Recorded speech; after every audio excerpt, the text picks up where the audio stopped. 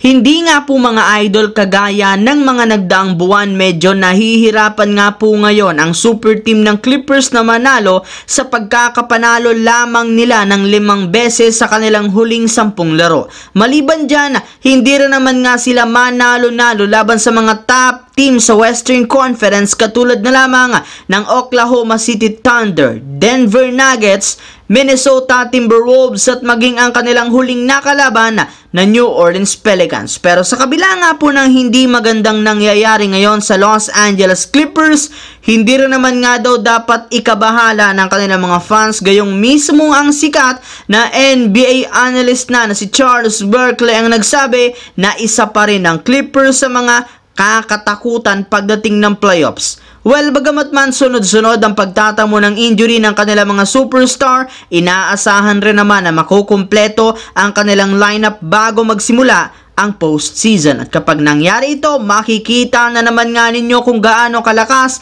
at kalalim ang isang super team ng Clippers sa isang 7-game series kung saan sigurado nga po na hindi sila dito mauubusan ng opensa. Samantala, simula nga po nang magtamo ng injury at mawala sa Minnesota Timberwolves ang kanilang superstar big man na si Karl Anthony Towns, dito na nga nag-umpisang mag-struggle ang kanilang team at bumagsak sa ikatlong pwesto sa pagiging top 1 nila sa standings ng West noong nakaraan. Subalit, kahit man nga nahihirapan ang Wolves na makabawi, hindi pa rin naman nauubos ang confidence at hindi nawawalan ng tiwala si Anthony Edwards sa kanilang koponan. Eto na rin naman ang nagsabi na kahit man kulang ang lineup ngayon ng kanilang team, sisikapin pa rin nilang mapanatili sa taas ng standings ang kanilang pwesto bago man magsimula ang postseason at bago man bumalik sa kanilang lineup si Karl Anthony Towns. At kapag nagawa nga nila yan, mas magiging madali para sa kanila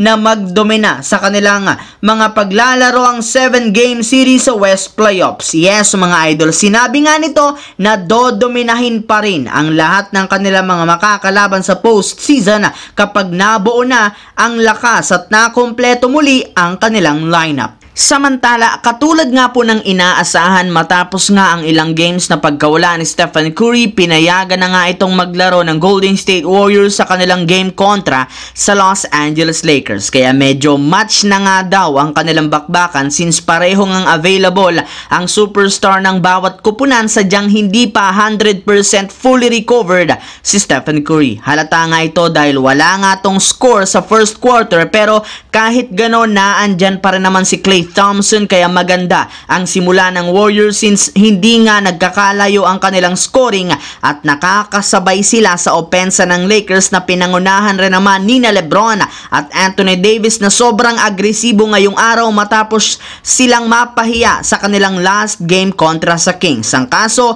dahil nga sa naging injury ni Anthony Davis sa first quarter matapos tamaan literal ni Trayce Jackson Davis ang mukha at mata nito at walang itawag na foul, dito na nga nagsimulang mag-iba ang laro. Simula nga po nang mawala si Davis, dito na nga rumagasa ang Warriors lalo sa points in paints. Literal, napilay ang Lakers sa second half sa pagkawala nito. Nagre-reklamo rin naman ngayon ang team ng Lakers sa naging no-call foul ng Warriors kay Anthony Davis. Syempre, napakagandang adjustment rin naman ang ginawa ni Coach Steve Kerr matapos mawala ang big man ng Lakers na nagresulta ng pagkapanalo ng Golden State Warriors. So yun lamang mga idol ang ating bagong video ngayon. Once again, this is your J-Zone TV. Huwag kalimutang mag-like at syempre mag-subscribe. Pindutin ang notification bell sa akin channel para lagi kayo maging updated sa mga videos na pinapalabas ko. Isang malaking shoutout sa lahat mga idol. Maraming salamat po.